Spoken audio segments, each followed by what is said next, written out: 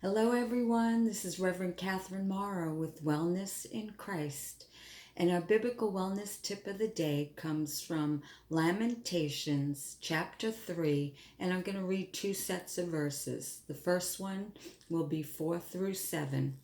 And then the second one will be 25 through 26. So we'll start with 4 through 7. He has worn away my flesh and my skin. He has broken my bones. He has besieged me all around with poverty and hardship. He has left me to dwell in dark places like those long dead. He has hemmed me in with no escape, weighed me down with chains. And now over to verse 25 through 26. The Lord is good to those who trust in him, to the one that seeks him. It is good to hope in silence for the Lord's deliverance. Those are pretty deep, heavy words, aren't they?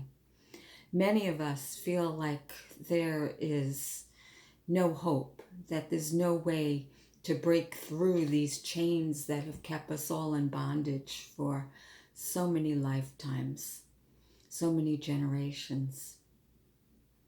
But the truth of the matter is that there's always, always, always hope. That there's always the mercy of God, and all we have to do is sit in the silence. Sit in the silence and hear his voice. You know, many of us have, I talked about reaction, and really when we're reactive, we're really walking in the path of our ego. When we step back into the silence and we really get quiet and we listen to the words of God on what our next step should be, then our action is divine and it's instrumental to change.